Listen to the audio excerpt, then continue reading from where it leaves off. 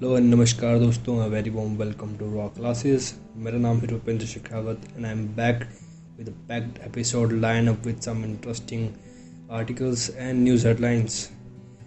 तो दोस्तों, ये हमारा आज का एपिसोड नंबर 4 है और जैसा कि आपको पता है, हम इस सीरीज़ के अंदर current affairs, news analysis, headlines के साथ साथ जो हमारी पर्सनल डेवलपमेंट है, हमारी सेल्फ ग्रोथ है, उस पर भी फोकस करते हैं। So let just move towards that. और मैं आपके साथ वीडियो में आगे बढ़ने से पहले आपके साथ एक कोट शेयर करना चाहूँगा हमारी पर्सनल ग्रोथ के लिए। जैसे कि आप अपनी स्क्रीन पे देख पा रहे हैं दोस्तों, treat someone better than you would like to be treated. ये जो कोट है वो है लाइफ अमेजिंग सीक्रेट्स बुक से। देखिए दोस्तों, आपका जो बिहेवियर होता है दूसरों के प्रति वो काफ़ी मैटर करता है। जैसा कि आप कनेक्ट कर पा रहे होंगे इसको कल का हमारा जो आर्टिकल था उससे, कि कैसे एक टीचर का बिहेवियर है, जो बच्चों के साथ उनका बिहेवियर है वो कैसे अफेक्ट करता है रिलेशंस को। दोस्तों, अगर आप किसी से जब आप अपना व्यवहार ठीक रखेंगे तो बेसिकली ये होता है ऐसा कि जो सामने वाला है उसका आप व्यवहार जो है आपके प्रति भी उतना ही बढ़िया होगा। तो इसमें ये जो कोट है ये बता रहा है कि आपका जो बिहेवियर है, जैसा अगर आप चाहते हैं कि आपके साथ कोई अच्छा व्यवहार करे तो ऑब्वियस सी बात है कि आपको भी उनके साथ अच्छा बिहेवियर करना पड़ेगा, या शायद हो सकता है उससे भी अच्छा बिहेव करना पड़े। तो दोस्तों, ये आपको एक लाइव लेसन देके जाता है ये कोट, कि आपका बिहेवियर इन जनरल भी, अगर आपका बिहेवियर जो है वो काफ़ी सोसाइटी एक्सेप्टेबल, जैसे कहते हैं ना कि एक बेसिक ह्यूमन नेचर, या फिर मैं कहूँ कि एक पॉजिटिव बिहेवियर जो होता है वो काफ़ी मैटर करता है। दोस्तों, आप अपनी बिहेवियर को लेकर काफ़ी कंसर्न रहिएगा ऑल द टाइम। मैं कहूँगा कि जैसा कि आपको पता है कि हमारा दिमाग जो है काफ़ी नेगेटिव चीज़ों की तरफ काफ़ी अट्रैक्ट होता है। अगर आपने यही चीज़ कभी नोटिस की होगी तो आपने देखा होगा कि कैसे हमारा दिमाग हमेशा जो नेगेटिव चीज़ें हैं उनकी तरफ जल्दी से अट्रैक्ट होता है। तो वैसे ही आपका जो बिहेवियर है वो काफ़ी हद तक डिपेंड करता है कि आप किन चीज़ों को लेकर अपनी लाइफ में आगे बढ़ रहे हैं। अगर आप नेगेटिवली चीज़ों को लेकर बढ़ रहे हैं या फिर नेगेटिव लोगों के साथ हैं, तो आपसे रिक्वेस्ट करूँगा कि आप अपनी जो संगति है उसको ज़रा चेक करें एक बार। आप अपने दोस्तों की तरफ ध्यान लगा के थोड़ा समझें इन चीज़ों को, कि किस तरीके का व्यवहार आपका बनता जा रहा है डे टू डे लाइफ में। तो दोस्तों, नेगेटिविटी की तरफ जाना, जैसे कि मैंने आपको बताया, बहुत आसान है, लेकिन अच्छी चीज़ों को अपनाना बहुत काफ़ी मुश्किल है। वैसे ही जो अच्छा बिहेवियर होता है उसको भी अपनाना काफ़ी मुश्किल है। तो इसीलिए ये रेयर चीज़ भी है। अगर आप अच्छे हैं तो इट्स रियली रेयर आज की दुनिया में। आपका बिहेवियर जो है काफ़ी अच्छा है तो इट्स ऑल्सो रेयर थिंग। सो आपका बिहेवियर आप हमेशा अच्छा रखें, हमेशा दूसरों के प्रति आपका व्यवहार हमेशा अच्छा होना चाहिए। डजेंट मैटर कि वो चाहे इंसान है या कोई जानवर है। सो आपका बिहेवियर डिसाइड करता है कि आपका जो पर्सनैलिटी है वो कैसी है। तो दोस्तों, ये था आज का एक प्यारा सा कोट जो आपकी सेल्फ इम्प्रूवमेंट में मदद करेगा कहीं ना कहीं। और दोस्तों, आगे बढ़ने से पहले, जैसा कि आपको पता है, मैं आपसे हर रोज़ एक सवाल करता हूं जो कि बर्निंग टॉपिक से होता है। तो आज का हमारा जो पहला सवाल है वो है, where is the India's first 3D printed post office inaugurated. और ये क्वेश्चन आपको आगे पता लगेगा मैंने क्यों पुट इन किया है यहाँ पे। हमारा जो आज का कुछ आर्टिकल्स हैं उनसे रिलेटेड ये टॉपिक है। तो अगर आपको इसका आंसर पता है तो वेल एंड गुड, आप अपना आंसर कमेंट बॉक्स में शेयर कर सकते हैं। एंड हाउएवर, अगर आपको इसका आंसर नहीं पता है तो डोंट वरी अबाउट दैट, आप इसके बारे में थोड़ी रिसर्च करें एंड देन उसके बाद में अपना आंसर ज़रूर से कमेंट बॉक्स में पिन करें। दोस्तों, मैं आपको हमेशा इसलिए अपना जो कमेंट्स हैं वो शेयर करने को इसलिए बोलता हूँ क्योंकि आपको पता होगा कि जब आप कुछ चीज़ लिखते हैं तो आप ज़्यादा समय तक उसको याद रख पाते हैं। तो इसीलिए जब आप एक बार रिसर्च कर लेंगे उसके बाद में जब अपना आंसर लिखेंगे तो मोस्ट प्रोबेबली चांसेस है कि आप इस चीज़ को बहुत लंबे समय तक रिटेन कर सकेंगे। तो दोस्तों, ये था आज का सवाल, हमने डिस्कस किया हमारा quote. Let's dive to the editorial section. आज है 15 सितंबर 2023 और हमारा जो पहला आर्टिकल है दोस्तों वो है disentangling the 2030 global renewable energy target. यह है द हिंदी न्यूज़पेपर का आर्टिकल। बात हो रही है दोस्तों इसके अंदर की जो COP28 जो होने वाली है इजिप्ट, दुबई के अंदर इसी साल दिसंबर के महीने में, उस चीज़ को लेकर जो कंट्रीज़ हैं को COP28 की, उनको लेकर उन्होंने कुछ डिक्लेरेशन दिए हैं इस चीज़ को लेकर कि वो किस चीज़ पे फोकस करने वाले हैं। तो COP28 के अंदर डिसाइड किया गया है कि बाय द ईयर ऑफ 2030 हमें जो हमारी रिन्यूएबल एनर्जी की जो सोर्सेज हैं या जनरेशन है उसको ट्रिपल करना पड़ेगा। अभी जैसा कि हम चेक कर पा रहे हैं कि 2021 का जो डेटा है वो कहता है कि हम लोग ग्लोबली जो प्रोडक्शन है आवर वर्ल्ड का जो पूरे ग्लोबली जो प्रोडक्शन है वो है 326 गीगावाट का। ग्लोबली अगर हम बात करें रिन्यूएबल एनर्जी कैपेसिटी की तो इतनी है, जो कि रिप्रेजेंट करती है almost 39% of total capacity from all sources. हम बात करें रिन्यूएबल रिसोर्सेज की या नॉन रिन्यूएबल रिसोर्स की, इन सबको मिला के उनमें से 39% जो है वो आता है सिर्फ रिन्यूएबल एनर्जी से। एम्बिशन क्या है हमारा? एम्बिशन टारगेट रखा गया है COP28 में 2030 तक कि हम लोग जो हमारा 2021 में जो हमारा प्रोडक्शन था वो 3026 गीगावाट का था, उसे हम लेके जाए 9000 गीगावाट्स तक। तो हो गया ना दोस्तों, 3000 से हम जब 9000 गीगावाट पे जाएंगे तो हमारा प्रोडक्शन जो है वो अराउंड ट्रिपल हो जाएगा। तो इस चीज़ को लेकर बात की जाएगी COP28 के अंदर। इसी चीज़ से दोस्तों आप इसका एक सवाल भी बन जाता है यहीं पे कि मुझे आप बता सकते हैं कि COP27 जो मीटिंग थी वो कहाँ हुई थी। दोस्तों जब आप कमेंट करते हैं so you feel engaging in this video, जब आप कमेंट करते हैं तो आप अपने आप को कहीं ना कहीं इंगेज कर लेते हैं इस वीडियो में। सो इट्स वेरी इंपॉर्टेंट कि आप कमेंट भी करें साथ साथ। दोस्तों एनर्जी रिसोर्स ब्रेकडाउन अगर हम देखें कि कहाँ से कितनी एनर्जी आ रही है तो हम देख पा रहे हैं कि मैक्सिमम जो है वो हमारे आती है सोलर एंड विंड एनर्जी से। ऑब्वियसली बात है दोस्तों कि ये जो डेटा है इसके अकॉर्डिंग सोलर और विंड एनर्जी को एक्सपेक्टेडली जो मोर जहाँ से हम सबसे ज़्यादा लेते हैं वो सोलर एंड विंड एनर्जी से है, क्योंकि हाइड्रोजन पावर प्लांट लगाना इकोनॉमिकली फीजिबल नहीं है दोस्तों, क्योंकि उस लेवल की टेक्नोलॉजी चाहिए। जब हम हाइड्रोजन पावर प्लांट लगाते हैं तो उस लेवल का इंफ्रास्ट्रक्चर तैयार करना, उस लेवल की टेक्नोलॉजी लगाना वो काफ़ी हद तक एक महंगा सौदा होता है। तो उससे ज़्यादा ईजी है कि हम सोलर और विंड के जो रिसोर्सेज हैं उनसे एनर्जी को ऑब्टेन करें। ये देख पा रहे हैं दोस्तों कि 13,000 watt of electricity from renewable energy resources से आती है, जो कि अराउंड 38% होती है। हमने डिस्कस किया, हम डिस्कस करेंगे आगे रीजनल डिफरेंसेस को। देखिए दोस्तों ग्लोबली बात हो रही है, जो हमने अब तक डिस्कस किया ना ये कि 38% है, या हम लोग जो सोलर एंड विंड एनर्जी जब ऑब्टेन करेंगे तो ये ग्लोबली डेटा है। ये जो सारा डेटा है ग्लोबली है, क्योंकि हमको ग्लोबली अचीव करना है इन सब चीज़ों को। तो इसीलिए कुछ डिफरेंसेस भी आएंगे दोस्तों। यहाँ पे बात की गई है ग्लोबल साउथ और ग्लोबल नॉर्थ की। जो ग्लोबल साउथ कंट्रीज़ हैं वो है डेवलपिंग फेज में, और जो ग्लोबल नॉर्थ कंट्रीज़ हैं वो है डेवलप्ड कंट्रीज, जैसे कि यूरोपियन यूनियन एंड USA। सो ऐसे कुछ देश जो डेवलप्ड हैं और ऐसे कुछ देश जो डेवलपिंग फेज में हैं। तो ऑब्वियस ही बात है दोस्तों कि जो डिफरेंस होंगे एनर्जी डिमांड के अंदर वो काफ़ी हद तक वेरी करेंगे। जैसा कि बताया गया दोस्तों कि developing countries like China and India are experiencing rapid growth in electricity consumption, while developed regions like European Union and United States have slower growth rates.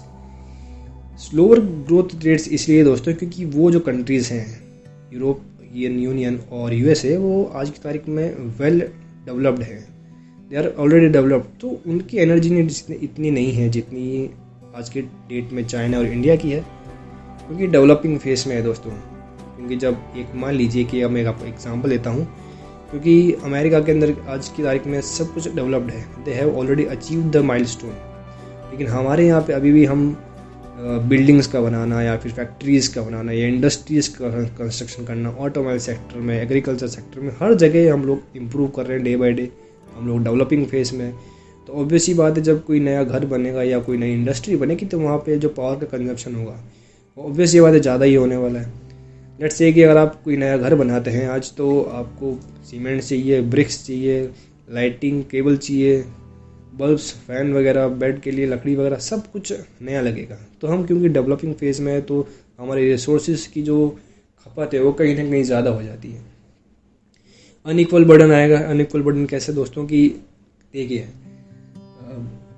क्योंकि हम लोग अभी डेवलपिंग फेस में हैं, तो हमारे लिए जैसे मान लीजिए कि आज हम लोग मान लेते हैं कि 1080, मैं कहता हूँ चलो इजी लेने के लिए हम लोग 100 वाट मान लेते हैं।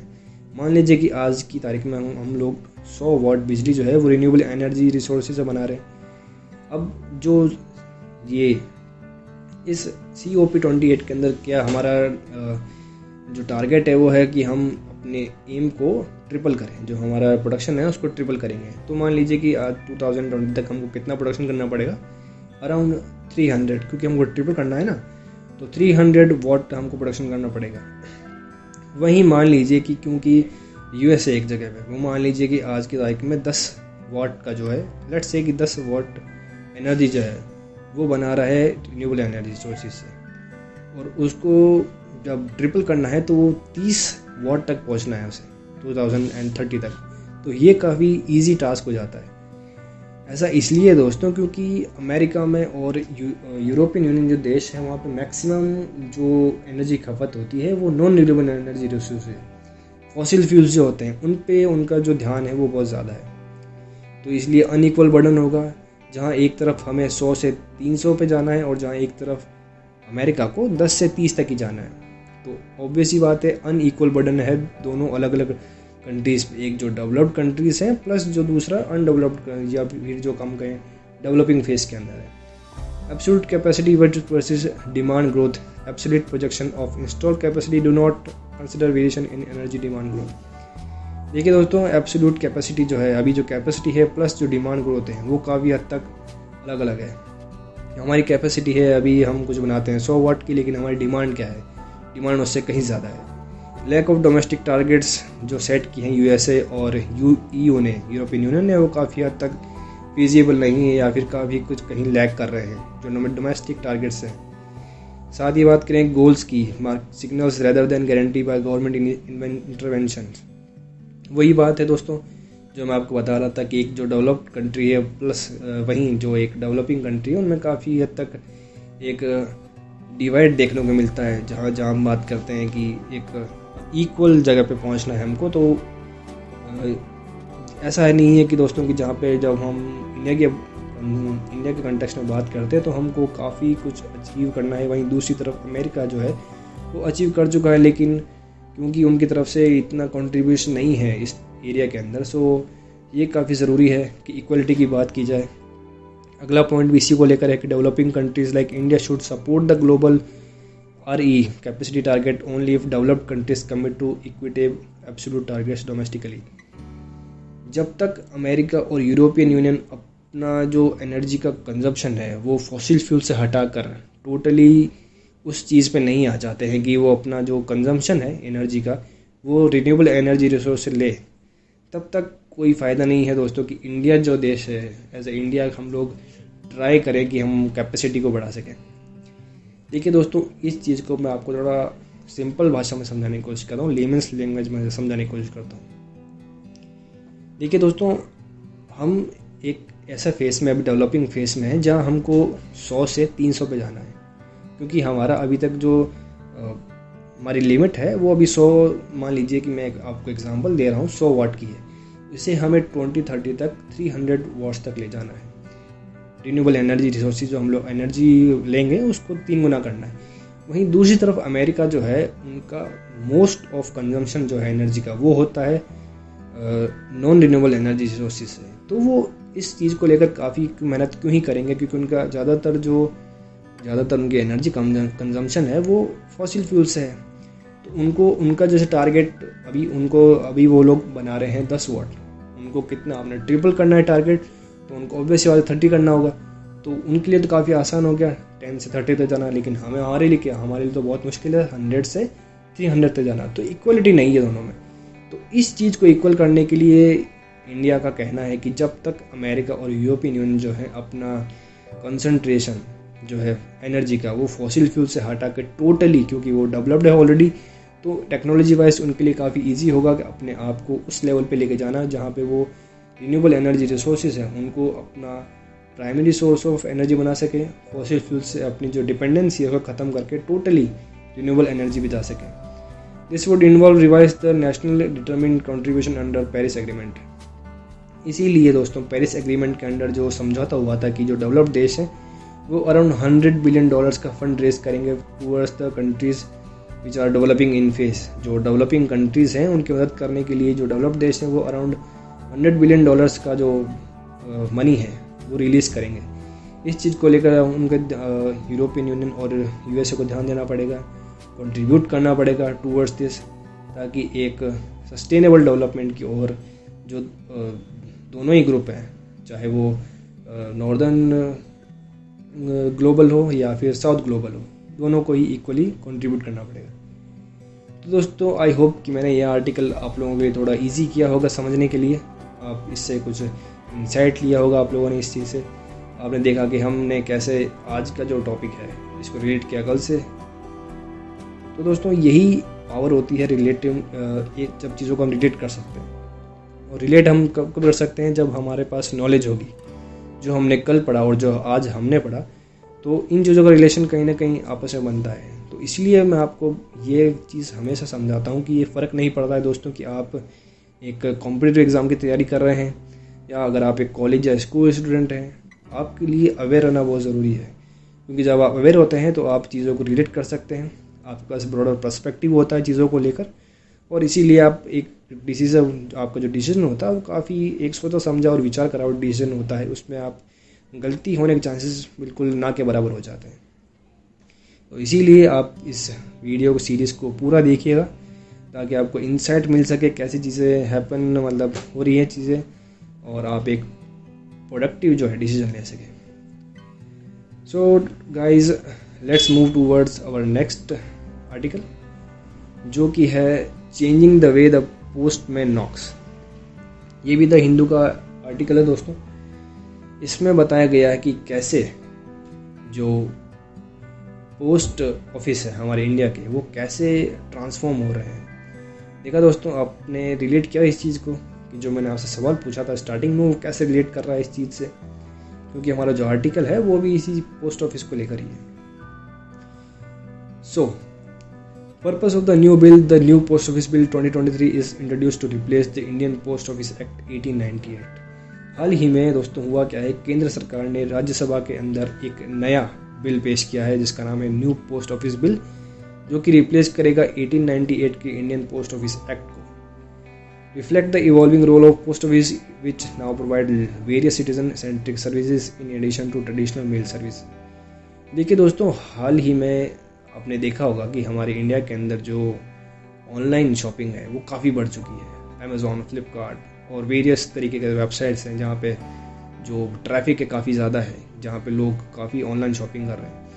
तो जो हमारा पोस्ट ऑफिस है, इंडियन पोस्ट जो है, उसको लेकर चीज़ों को रॉबस्ट करने की ज़रूरत है चीज़ों। जैसे कि हम देखते हैं कि अभी तक जो पोस्ट ऑफिस का यूज़ है वो सिर्फ चिट्ठियाँ देने के लिए ही किया जाता था, या कोई डॉक्यूमेंट सेंड करना है इसके लिए। तो इस चीज़ को लेकर सेंट्रल गवर्नमेंट ने थोड़ा सा विचार विमर्श किया है और कहा है कि ना कि सिर्फ पोस्ट जो डॉक्यूमेंट्स या सिर्फ कोई चिट्ठी वगैरह या कोई लेटर सेंड करने के साथ साथ ही जो पोस्ट ऑफिस है वो अदर जो सर्विसेज होती हैं, जो कि सिटीजन सेंट्रिक सर्विसेज होती हैं, उनको भी प्रोवाइड कराएगा।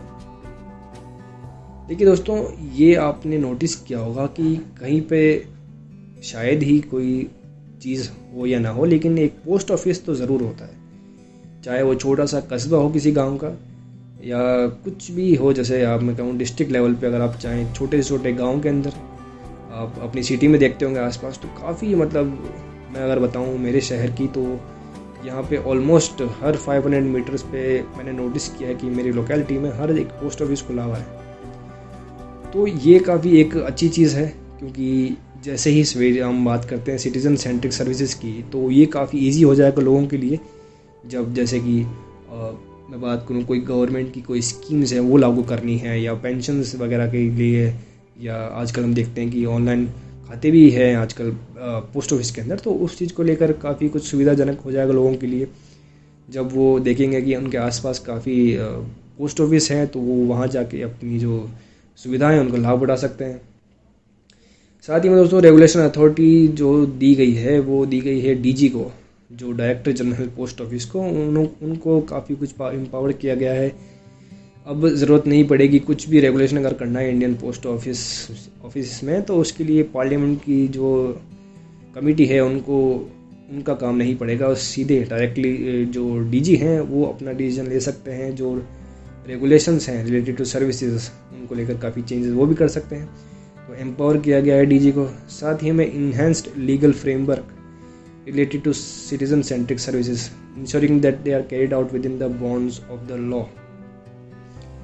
जो भी लीगल फ्रेमवर्क है दोस्तों, जैसे कि आपको पता है कि नेशनल सिक्योरिटी को भी इसमें ध्यान रखा गया है। बहुत सारे पार्सल्स, बहुत सारे पब्लिक ऑर्डर्स जो होते हैं वो काफ़ी हज़ार्डियस हो सकते हैं। मान लीजिए कि कोई आतंकवादी है, उसने अगर ट्राई किया कि अगर वो चाहे तो कुछ मेल कर सकता है, या फिर जैसे हम कहते हैं ना कि एक जगह से दूसरी जगह कोई चीज़ भेजनी है, तो हो सकता है कि वो सेफ़ ना हो। तो इसीलिए नेशनल सिक्योरिटी को ध्यान में रखा गया है, इन्हेंस लीगल फ्रेमवर्क को ध्यान में रखा गया है। इन सब चीज़ों को लेकर जो नया पोस्ट ऑफिस का जो ये नया बिल है, इसको काफ़ी रॉबस्ट बनाया गया है चीज़ों को ईजी करने के लिए। साथ ही के अंदर जो हम बात करें कोरियर इंडस्ट्री की, काफ़ी अगर फैली हुई, जैसे हम देखते हैं कि मोस्ट ऑफ द लोग जो है आज भी प्राइवेट जो पार्टनर्स हैं कोरियर के, उनको प्रेफर करते हैं। जो एक डेटा है उसके अकॉर्डिंग हम इंडियन पोस्ट ऑफिस का सिर्फ 15% ही शेयर है दोस्तों। जो मार्केट है या फिर मैं कहूँ इंडस्ट्री है कोरियर की, इसके अंदर इंडियन पोस्ट ऑफिस का सिर्फ 15% ही कंट्रीब्यूशन है। तो इसीलिए चीज़ों को थोड़ा और सिंप्लीफाई किया गया है ताकि लोग ज़्यादा से ज़्यादा जुड़ सकें इस चीज़ से भी। The bill does not include provisions for regarding medium and small courier operators will with designated authorities. तो थोड़ा एम्पावर किया गया है साथ ही इंडियन पोस्ट ऑफिस को कि वो जो छोटे छोटे स्मॉल कोरियर ऑपरेटर्स हैं उनके ऊपर थोड़ा ध्यान रख सकें, कैसे चीज़ें जा रही है, कैसे चीज़ों को हैंडल किया जा रहा है, उस चीज़ को लेकर थोड़ा एम्पावर किया गया है पोस्ट ऑफिस को। साथ ही में such provision could strengthen the bill's ability to control the movement of contraband good via parcels. वही दोस्तों की थोड़ा सा जो स्ट्रेंथन किया गया है, साथ ही में कुछ कंट्रोल्स दिए गए हैं मूवमेंट में। कोई भी कुरियर है उसका जो मूवमेंट होगा उसको ट्रैक करने के लिए जो प्राइवेट प्लेयर्स हैं उनके बजाय जो हमारा सरकारी पोस्ट ऑफिस है इंडियन पोस्ट जो है उसको एम्पावर किया गया है। Elimination of exclusion privilege, the definition of letter has been a point of legal debate. आज तक ये काफ़ी एक पॉइंट इंटरेस्टिंग है दोस्तों कि जो डॉक्यूमेंट और लेटर को लेकर जो डिफ्रेंशिएशन था वो बहुत सालों से था। आई डोंट नो आप में से कितने जनों को पता है कि एक लेटर और एक डॉक्यूमेंट में भी एक डिफरेंस है। जब बात आती है किसी पोस्ट ऑफिस की तो वो इन दोनों चीज़ों को डिफ्रेंशिएट करता है कि इसका एक अलग डेफिनेशन है और डॉक्यूमेंट्स की एक अलग डेफिनेशन। तो इस चीज़ को लेकर चीज़ों को आसान बनाया गया है। हर चीज़ की एक डेफिनेशन देके एक समथिंग लाइक एक सॉर्ट आउट किया गया चीज़ों को। साथ ही डिजिटल एड्रेसिंग की गई है चीज़ों की, establishing standards, items addressing identifiers and postal codes. जैसे हम देखते हैं ना कि अमेज़ॉन का जो डिलीवरी सिस्टम है वो काफ़ी रॉबस्ट है, काफ़ी कहते हैं ईजी टू रीच है। तो वैसे ही डिजिटल एड्रेसिंग की जाएगी जो इंडियन पोस्ट हैं उनकी चीज़ों को लेकर। पोस्टल कोड्स हैं, एड्रेस आइडेंटिफायर्स हैं, इन सब चीज़ों को लेकर जो डिलीवरी टाइम है उसको कम करने की कोशिश की जाएगी। साथ ही में दिस में prove pave the ways for digital addressing using geospatial coordinates, potentially improving sorting and enabling accurate delivery even to drone deliveries. तो देखिए दोस्तों, ये जो बिल है इसके अंदर चीज़ों को तो रॉबस्ट बनाया गया है, साथ में चीज़ों को आसान भी किया गया है और डीजे को कुछ पावर्स भी दी गई हैं, लेकिन साथ साथ में जो डिजिटल इंडिया है इस चीज़ को लेकर भी ध्यान रखा गया है। चीज़ों का सॉर्टिंग करना, हम देखते हैं ना कि कई बार होता है कि जैसे अभी सबसे बढ़िया एग्जांपल आपको दूं तो अभी हाल ही के अंदर राखी गई तो राखी में हुआ क्या है कि जो लोग अक्सर अपनी जो बहनें हैं अपने भाइयों को जब राखी पोस्ट करती हैं तो अक्सर शिकायत होती है कि राखी पहुंची नहीं है टाइम पे, राखी थी 2 दिन बाद की और चिट्ठी पहुंची है या जो राखी है वो पहुंची है 7 दिन बाद। तो ऐसी जो कंप्लेंट्स है वो काफ़ी हद तक कम करने की कोशिश की जाएगी इसके द्वारा। जो बताया गया है कि जो नेशनल सॉर्टिंग हब है उनको इस्टेब्लिश किया जाएगा। साथ ही में जो इलाके हैं, यानी कि एक पर्टिकुलर इलाका है उसको अलग से डिफ्रेंशिएट करके जो चिट्ठियाँ वहाँ जानी है उनको टाइम से पहले पहुंचाने की कोशिश की जाएगी, एक्यूरेट डिलीवरी की जाएगी। ऐसा नहीं है कि आपकी चिट्ठी है कहीं और डिलीवरी हो जा रही है, आपके पास मैसेज आ रहा है कि आपकी चिट्ठी यहाँ है और यहाँ से आके ले जाइए। तो इन सब चीज़ों को थोड़ा आसान करने की कोशिश की जाएगी इस नए बिल के द्वारा। साथ ही में changing communication landscape, the bill acknowledge the and reduce significance of written personal communication through letters. आजकल दोस्तों आपको पता है चिट्ठियाँ जो है वो बिल्कुल एक मैं कहूँ कि जैसे गधे के सर से जैसे सींग गायब हो जाते हैं, उस तरीके से जो चीज़ें हैं वो गायब सी हो गई हैं। मुझे तो याद नहीं आता है दोस्तों कि किसी ने किसी को आजकल के ज़माने में लेटर लिखा हो, क्योंकि ये ज़माना जो है ये व्हाट्सअप का है, ठीक है। लेकिन कहीं ना कहीं मुझे लगता है दोस्तों कि ये मैं आपके साथ जो अभी डिस्कस कर रहा हूँ ये एक मेरा पर्सनल ओपिनियन है कि देखिए जो फील मैं बताऊँ आपको, जो फील एक लेटर में होती है, जो इमोशंस आप लेटर के थ्रू कन्वे करते हैं वो आप व्हाट्सअप के थ्रू कन्वे नहीं कर सकते हैं। हाँ, ये चीज़ों को ये है कि व्हाट्सअप आपकी चीज़ों को थोड़ा फास्ट बना देता है, थोड़ा एक्यूरेट बना देता है और आप टाइम टू टाइम अपना जो कम्युनिकेशन है वो कर सकते हैं। लेकिन जो एक फील जो होती है ना एक चिट्ठी के अंदर, आपने वो गाना ज़रूर सुना होगा, एक मूवी थी बॉर्डर, उस मूवी का जो गाना है काफ़ी फेमस था। तो आई होप कि आपने वो गाना सुना होगा, तो आपको पता होगा कि जो इमोशंस होते हैं लेटर के पीछे वो काफ़ी डीप होते हैं और जो लेटर है उसका अपना एक इमोशन होता है, एक अलग जो एक इम्पोर्टेंस होती है। तो ये जो आजकल चैलेंजिंग है काफ़ी कि इस चीज़ को काउंटर कर पाना है, जो मोबाइल कम्युनिकेशन है इसको काउंटर करना तो ना बिल्कुल ना के बराबर है, लेकिन चीज़ों को थोड़ा आसान किया जाएगा इस नए बिल के द्वारा। It aligns the legal framework with the challenging reality.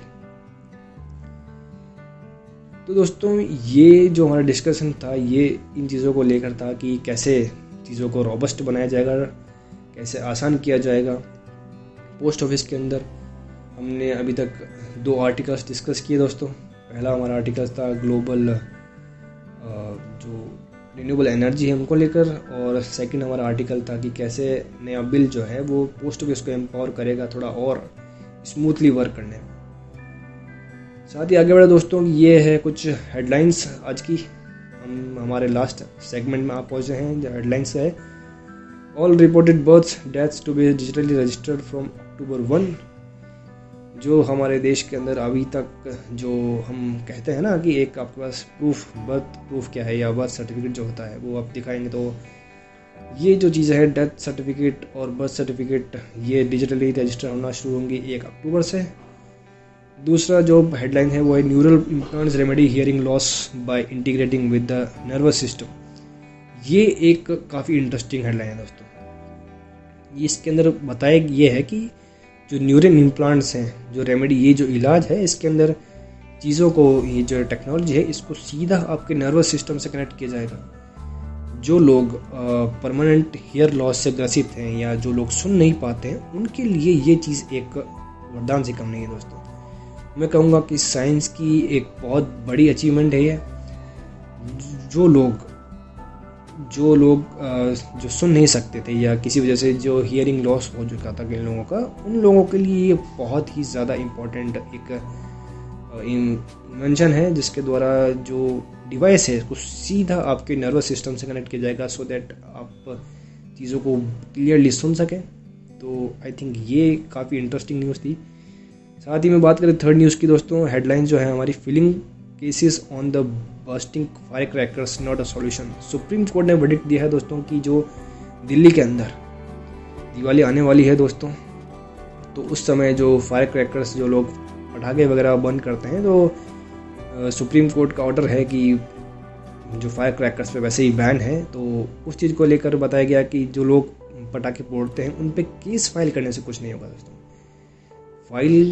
Case file करना एक अलग बात है और चीज़ों को इम्प्लीमेंट में लाना एक अलग चीज़ है दोस्तों। These both are different things. जब हम बात करते हैं कि जब हमें पता है कि एट पीक लेवल पे पोल्यूशन पहुंच चुका है, उसके बाद भी अगर हम फायर क्रैकर्स जो है बर्न कर रहे हैं या फिर और भी चीज़ें जो लीगली सही नहीं है अगर वो चीज़ें कर रहे हैं, तो डेफिनेटली कहीं ना कहीं रूल तोड़ने वाली बात तो है ही, लेकिन साथ साथ में एक मैं कहूँगा कि एक जो हमारी समझ होती है ना कि क्या सही है क्या गलत, उस चीज़ को लेकर भी सवाल खड़े करता है ये चीज़। देखिए दोस्तों, अगर आपको पता है कि आगे कोई खतरा है या आगे कुछ गड्ढा है, तो ऑब्वियस सी बात है कि आप उससे बचने की कोशिश करेंगे। लेकिन फिर भी अगर आप जानबूझ के उसमें गिरें तो ये कहाँ की एक समझदारी है। तो इस चीज़ को लेकर सुप्रीम कोर्ट का तो कहना है ही कि फाइल केस करना कोई समझदारी की बात नहीं या कोई इसका सॉल्यूशन नहीं है। लेकिन एज अ ह्यूमन बीइंग अगर आप वहाँ रहते हैं, अगर आप वहाँ के निवासी हैं, तो आपको समझना चाहिए इन चीज़ों को कि सुप्रीम कोर्ट ने जो बैन लगाया ना फायर क्रैकर्स पे, वो कुछ सोच समझ के लगाया होगा। तो आपको चीज़ समझने की ज़रूरत है। आपको इसी पे चिंतन करना पड़ेगा कि क्यों फायर क्रैकर्स को बैन करना पड़ेगा। देखिए, हमारी ही गलती है। इतने व्हीकल्स, इतने फैक्ट्रीज़ वगैरह हमने इस्टेब्लिश कर दिए हैं कि ऑटोमेटिकली जो पोल्यूशन है वो एक पीक लेवल पे पहुंच चुका है। दिल्ली में तो आपको पता है बुरा हाल है ड्यू टू पोल्यूशन। सर्दियों में तो विजिबिलिटी एकदम बिल्कुल नियर बाय टू ज़ीरो हो जाती है।